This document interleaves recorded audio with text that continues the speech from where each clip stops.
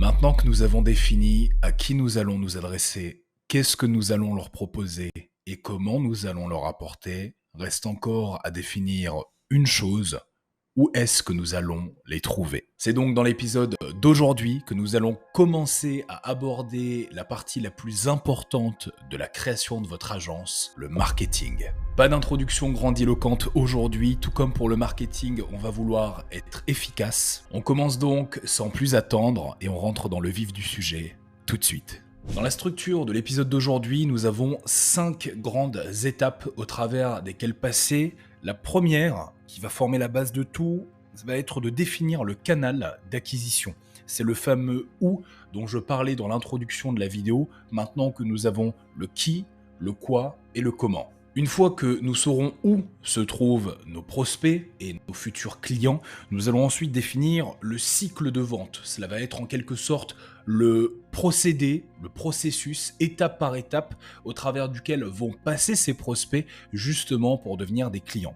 Ensuite, nous définirons les objectifs et les KPI. C'est un aspect extrêmement important de la mise en place de toute infrastructure et stratégie marketing dans le business, car si vous ne visez rien, vous ne toucherez rien. Enfin, avant de passer à la conclusion, il s'agira d'élaborer les scripts qui sont d'ores et déjà prêts et que je n'aurai plus qu'à vous présenter dans cette vidéo. Les scripts sont des éléments essentiels de la réussite de votre marketing et de votre vente que nous aborderons au cours des prochains épisodes. Voyez-les donc comme des parchemins magiques qui, s'ils sont bien utilisés, vous permettront de générer de l'argent en illimité. Les modèles que j'ai utilisés sont le fruit de la combinaison des meilleurs scripts qu'on peut aujourd'hui trouver sur le marché en 2024 dans le business model d'agence, et ils ont été élaborés pendant plusieurs milliers d'heures, que ce soit par ceux dont je me suis inspiré ou par moi-même lorsque je les ai adaptés. Ces scripts ont une valeur inestimable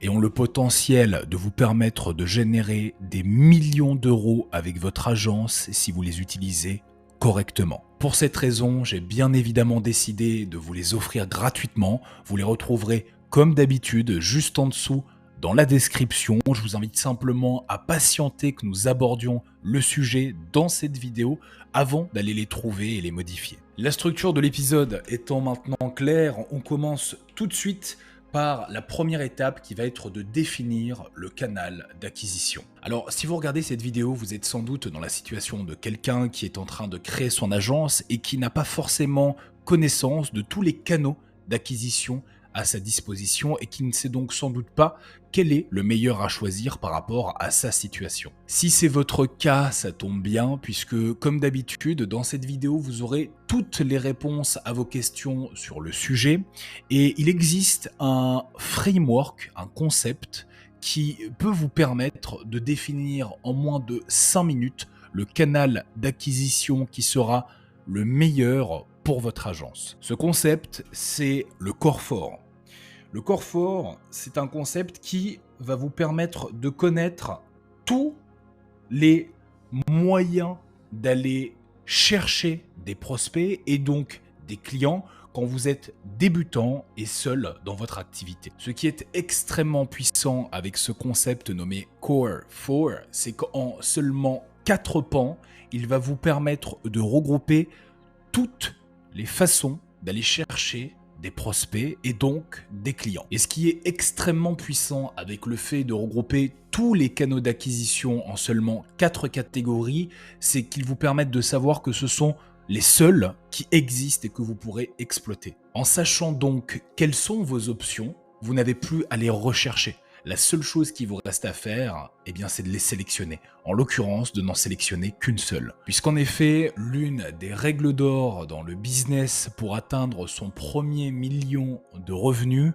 est qu'il n'est pas nécessaire d'avoir plusieurs canaux, plusieurs produits, plusieurs offres ou plusieurs cibles, mais bel et bien un canal qui va s'adresser à un client en commercialisant une seule offre. Pour le client et l'offre, on sait déjà où on en est, reste donc plus qu'à définir le canal pour terminer. Voici donc comment se structure concrètement le concept du corps fort. Donc comme je le disais, ce concept va regrouper en 4 parties tous les canaux d'acquisition dont vous pouvez user quand vous êtes débutant et que vous vous lancez dans votre activité. Ces 4 catégories vont appartenir elles-mêmes à 4 types de canaux d'acquisition que sont les suivants. Le premier, ça va être les personnes qui vous connaissent.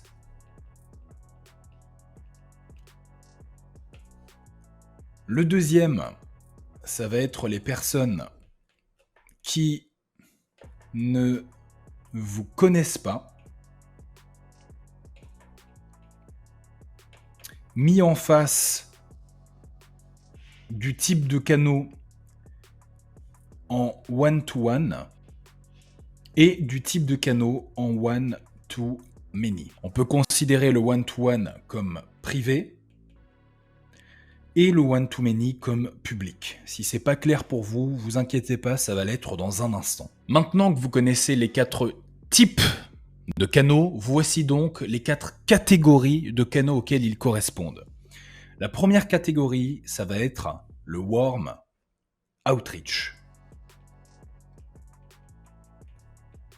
En français, on pourrait traduire warm par chaud et outreach par prospection. L'idée du warm outreach, ça va donc être de prospecter des gens chauds, c'est-à-dire des gens qui vous connaissent. Un exemple de canal appartenant à cette catégorie pourrait être le message privé, que vous enverriez donc à vos proches, par exemple à un ami, à un cousin ou encore à un collègue de travail. Le canal, ce serait le message privé. Et le type de canal, ce serait donc le warm outreach, puisque vous ne vous adressez pas à n'importe qui, vous vous adressez à une personne qui vous connaît, et en privé, donc en one-to-one, d'où le fait qu'il se trouve dans cet axe. De l'autre côté, c'est-à-dire de celui des personnes qui ne vous connaissent pas, il s'agit toujours bel et bien d'outreach, lorsque l'on fait du one-to-one, à la différence qu'ici, il sera, comme vous l'avez peut-être deviné, cold, c'est-à-dire froid. Le cold outreach, c'est donc la catégorie de canaux d'acquisition consistant à contacter, c'est-à-dire prospecter des prospects en privé qui ne nous connaissent pas. L'exemple le plus parlant, c'est celui des prospecteurs téléphoniques qui vous appellent alors qu'ils ne vous connaissent pas et que vous ne les connaissez pas pour vous vendre quelque chose. Ensuite, nous arrivons à la partie publique, c'est-à-dire la partie one-to-many, où nous n'allons plus nous adresser seulement qu'à une personne en privé, mais à plusieurs en public. Et donc sur la ligne des personnes qui nous connaissent et qui sont en one-to-many, en public, il va s'agir ici de créer du contenu gratuit, soit du free content. Dans certaines niches d'agences et dans certains business models en général, il s'agit d'une catégorie d'acquisition redoutable. On la retrouve notamment beaucoup auprès des coachs, des consultants, des vendeurs de formation et des infopreneurs qui vont utiliser comme levier le contenu sur les réseaux sociaux, que ce soit en créant des posts, des publications ou encore des contenus au format court, type réel, shorts, TikTok, afin de pouvoir bénéficier d'une traction dite organique, c'est-à-dire gratuite, pour acquérir de nouveaux prospects qui ultimement deviendront potentiellement de nouveaux clients. Tout comme pour les précédentes catégories d'acquisition, cette catégorie est particulièrement riche en canaux d'acquisition puisque toutes les plateformes qui la composent et qui vous permettent de créer du contenu gratuit, du free content, que ce soit Facebook, Instagram, TikTok, YouTube, etc., sont des canaux d'acquisition potentiels dont vous pouvez user pour obtenir de nouveaux clients. Enfin, nous terminons avec la 4e et dernière catégorie de canaux d'acquisition, qui va donc être celle toujours d'une catégorie publique en one-to-many, de gens que vous allez pouvoir aller chercher massivement, mais cette fois qui ne vous connaissent pas. Et cette catégorie, pareil, vous l'avez peut-être deviné, il va s'agir des publicités payantes. Les publicités payantes ou encore paid ads, tout comme la catégorie précédente, est une catégorie qui permet de créer du contenu pour obtenir des prospects et des clients, à la différence qu'ici, cela va être payant. Alors au-delà du fait que cela va vous coûter de l'argent, ça va changer surtout 2 choses. La première, c'est que vous allez pouvoir toucher beaucoup plus de personnes beaucoup plus rapidement, puisque dès lors que vous allez investir de l'argent, vous allez obtenir des résultats. Et évidemment, plus vous en investirez, plus vous en obtiendrez. Il s'agira ensuite d'optimiser. Et la deuxième chose, c'est que naturellement, en investissant de l'argent pour faire de la publicité payante, pour toucher des gens partout dans le secteur que vous aurez choisi, eh bien, vous allez vous adresser non pas à des gens qui vous connaissent et qui vous suivent peut-être déjà sur les réseaux sociaux où vous créez du contenu gratuit, mais à des gens qui ne vous connaissent pas et qui vont donc vous découvrir grâce aux publicités que vous allez créer. Alors évidemment, il est toujours possible de cibler des gens qui nous connaissent déjà, que ce soit avec des audiences de personnes que vous allez ajouter lorsque vous allez faire de la publicité, ou alors que ce soit simplement en faisant du retargeting, c'est-à-dire en ciblant des personnes qui vous connaissent, qui ont peut-être interagi ou non avec vos publicités, mais qui ne sont pas encore passées à l'action. Je ne vais pas m'étaler davantage sur la technique et la pratique de cette méthode, puisque dans l'optique de pouvoir réussir à créer une agence en partant de zéro, eh bien nous n'allons pas l'employer, car c'est la seule qui va demander de l'argent. On va donc pouvoir tout de suite la barrer. Restent donc 3 méthodes, parmi lesquelles se trouve le warm outreach, que je vais aussi éliminer, puisque l'une des règles que je me suis imposée dans cette série est de ne pas utiliser de mes ressources personnelles, y compris de mon réseau, de mes clients ou de mes prospects actuels. Il ne reste donc plus que le content gratuit, le free content, le fait de créer du contenu sur les réseaux sociaux, et le cold outreach. Pour les besoins de cette série et afin que l'objectif que je me suis fixé, qui est celui de l'indépendance financière, soit atteint le plus rapidement possible, j'ai décidé de ne pas choisir le content gratuit, le free content, tout simplement parce que bien qu'il soit un excellent moyen à long terme de pouvoir faire de l'acquisition, ce n'est pas forcément le meilleur à court terme, puisqu'il va nécessiter un minimum de temps et de délai avant de pouvoir nous apporter les fruits des graines que nous aurons plantées. C'est donc le cold outreach que j'ai choisi pour cette série afin de pouvoir atteindre l'indépendance financière le plus rapidement possible sans m'aider de mes connaissances, de mon réseau ou de mon argent. Alors, si vous êtes débutant et que vous regardez cette vidéo, le cold outreach est sans doute la méthode la plus rapide pour vous dans l'optique d'obtenir vos premiers clients après le warm outreach.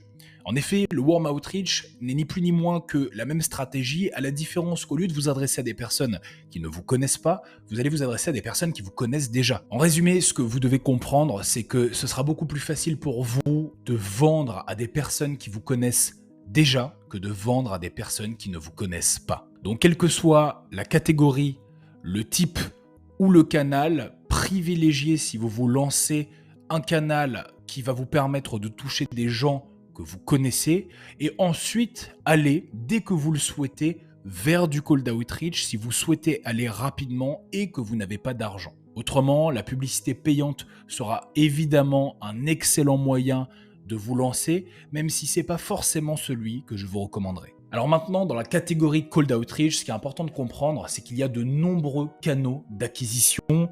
On va avoir par exemple le cold DM, le fait d'envoyer des direct messages, des messages privés à des personnes qui ne nous connaissent pas. On va avoir le cold call, le fait d'appeler des personnes qui ne nous connaissent pas.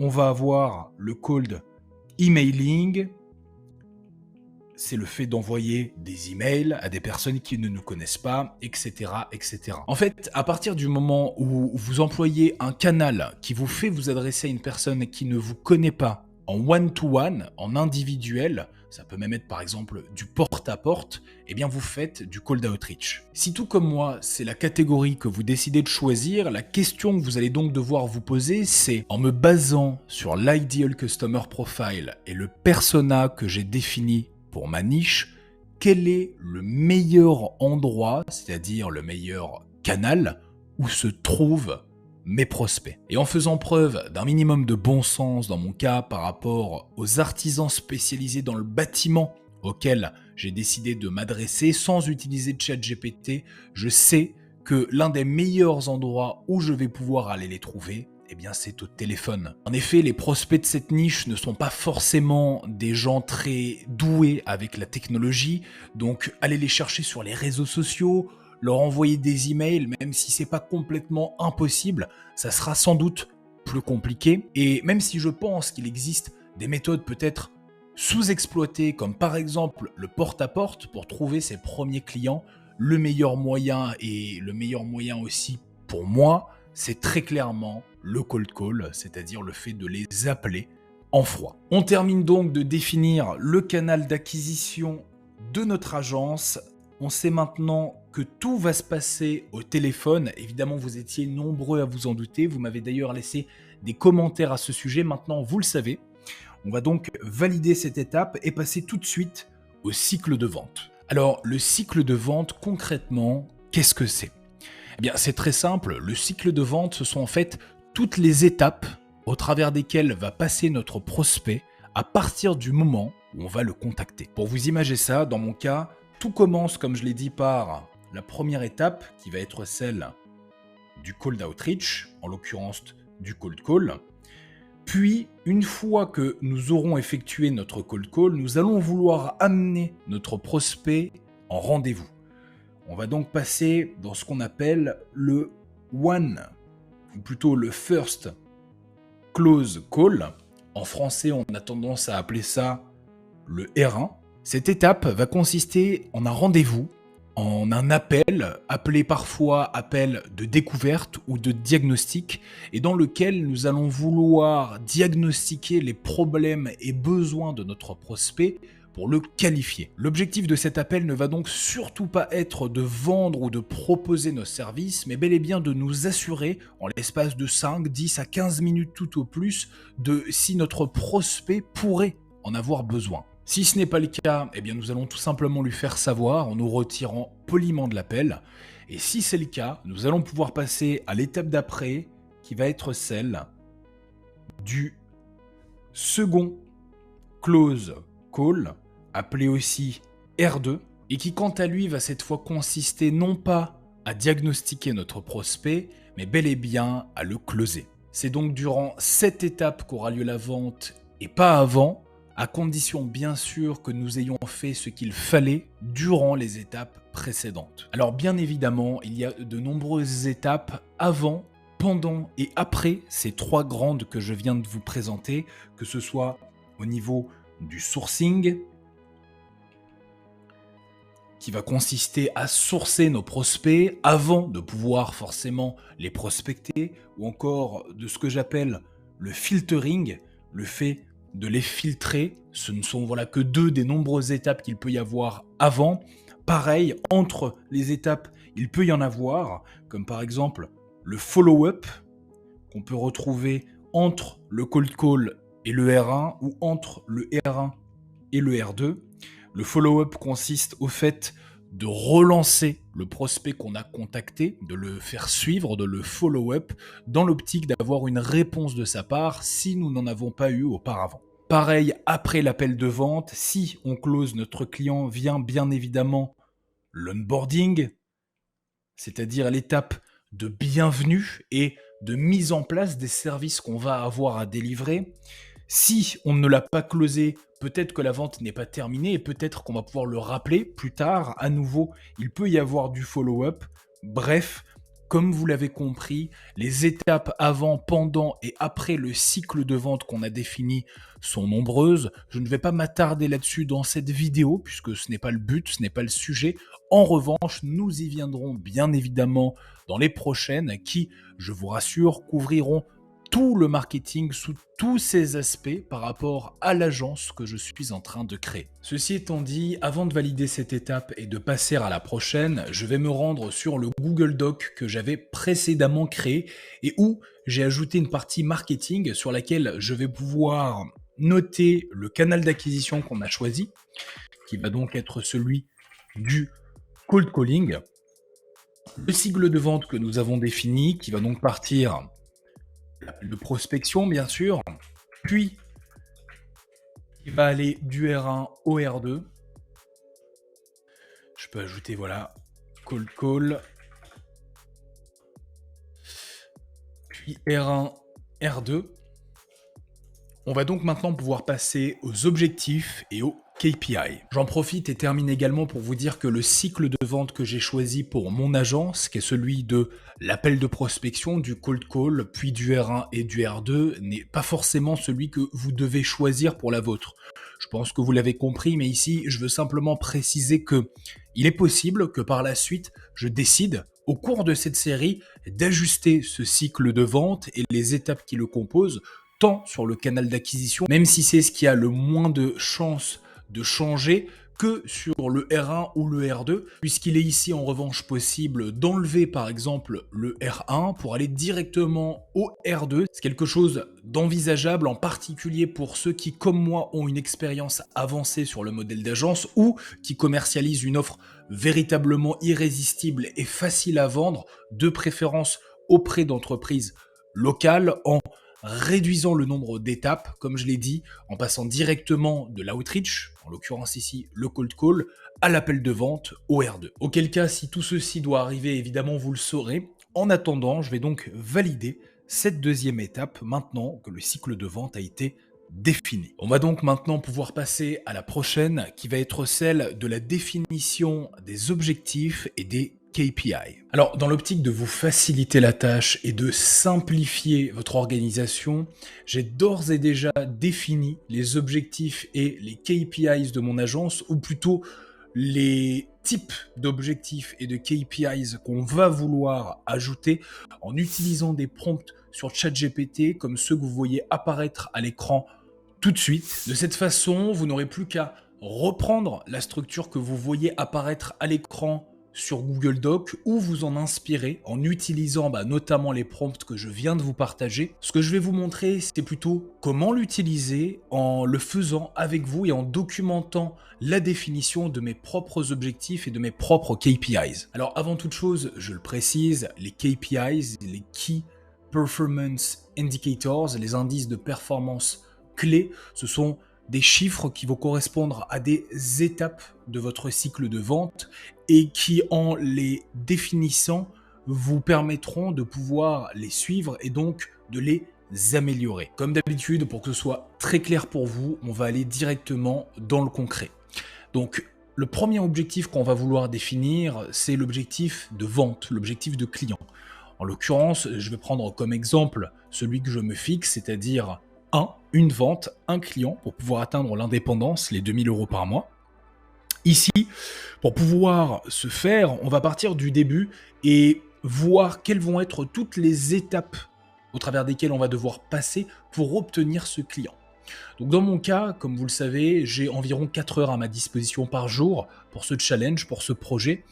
Et je pense que cela devrait me permettre de passer environ 100 appels, 100 cold calls par jour. Donc c'est environ 4 heures de temps par jour.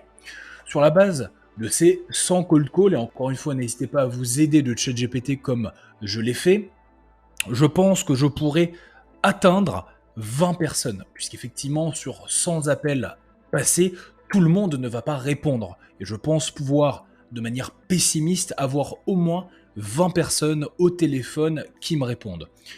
Sur ces 20 personnes, je pense avoir la capacité d'en convaincre au moins 2.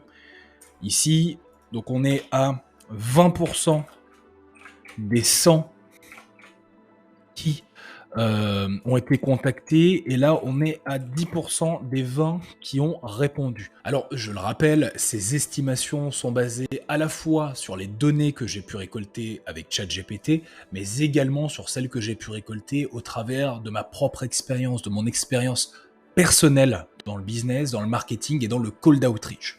Ici, je précise aussi qu'elles sont extrêmement pessimistes et que je préfère avoir une base qui soit négative et que je ne puisse aller que au-dessus, plutôt qu'elle soit peut-être trop positive et que je sois potentiellement en dessous.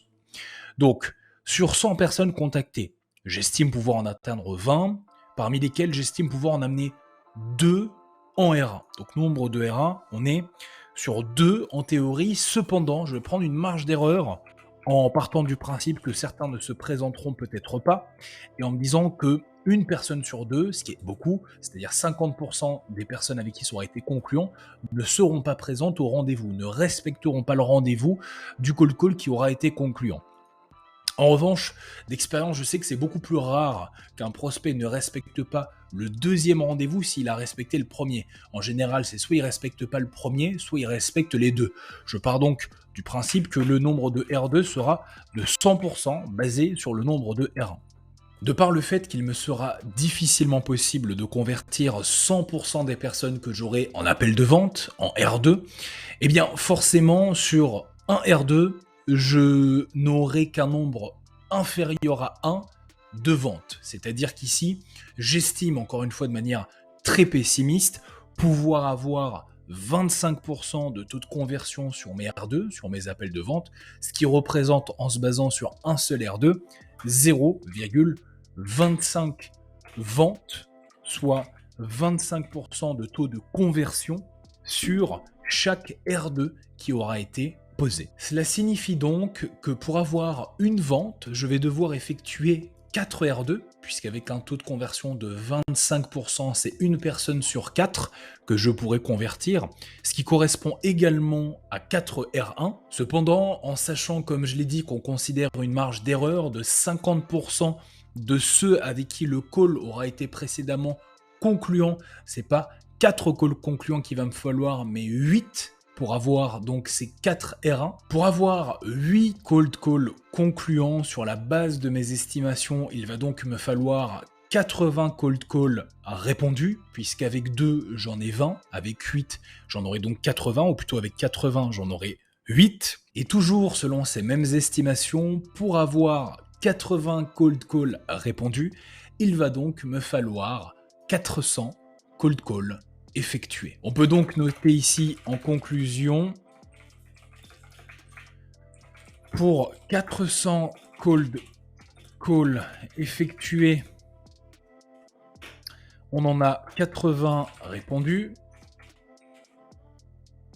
8 concluants, 4 en R1, 4 en R2 et donc une vente.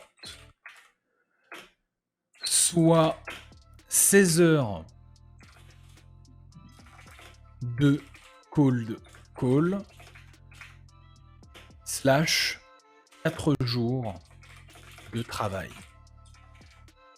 Puisqu'en effet, vu que je m'accorde 4 heures par jour, il me faudra donc 4 jours de travail pour atteindre les 16 heures de cold call nécessaires pour effectuer 400 cold calls, avoir 80 réponses, 8 concluants, 4 R1, 4 R2 et notre première vente. Comme vous pouvez le voir, même avec des estimations très pessimistes, en seulement quelques heures de temps de travail, que pour ma part j'ai réparti en 4 jours, mais que vous pourriez ne répartir qu'en un seul si vous êtes proactif, eh bien vous pourriez obtenir votre premier client, réussir à générer vos premiers milliers d'euros et devenir potentiellement en l'espace de quelques heures seulement indépendant financièrement. Alors évidemment, tout ceci ne reste qu'hypothétique, il ne s'agit que d'estimation, mais il est quand même important de définir des objectifs et des KPIs au début pour toutes les raisons que vous avez compris, que je vous ai citées précédemment. Maintenant, tout comme pour l'offre et pour tout le reste, c'est sur le terrain qu'on trouvera les réponses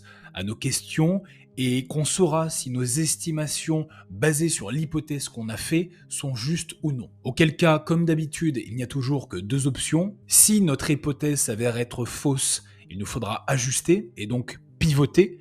Si elle s'avère être vraie, il faudra bien évidemment continuer et optimiser. On termine donc l'étape des objectifs et des KPI qui est maintenant définie et nous allons pouvoir passer aux dernières étapes que vont être les scripts et puis par la suite la conclusion de cette vidéo. Ici le Adel Lucas du futur. À l'instant vous étiez avec le Adel Lucas du passé. Si j'interviens ici, c'est pour vous annoncer une bonne et une mauvaise nouvelle. Pour commencer par la mauvaise nouvelle, si j'apparais devant votre écran, c'est parce que la suite de la vidéo que vous étiez en train de visionner avec ma version du passé n'a pas été enregistrée. Malheureusement, il y a eu un problème technique qui ne vous permettra pas de visionner les quelques dernières minutes que vous vous apprêtiez à visionner concernant notamment les scripts que j'allais vous présenter. Cependant, il y a une bonne nouvelle, et même une très bonne nouvelle. La bonne nouvelle, c'est qu'à la place de ces quelques minutes de vidéo que vous étiez censé visionner, j'ai décidé de sortir en exclusivité une autre vidéo à la suite de celle-ci, qui sera disponible au cours des prochaines 24 heures sur ma chaîne et qui consistera en la rediffusion d'une masterclass exceptionnelle que j'ai donnée il y a quelques semaines seulement auprès de plusieurs de mes élèves. Dans cette masterclass privée de 2 heures, non seulement vous allez retrouver les exactes mêmes informations que celles que je vous avais partagées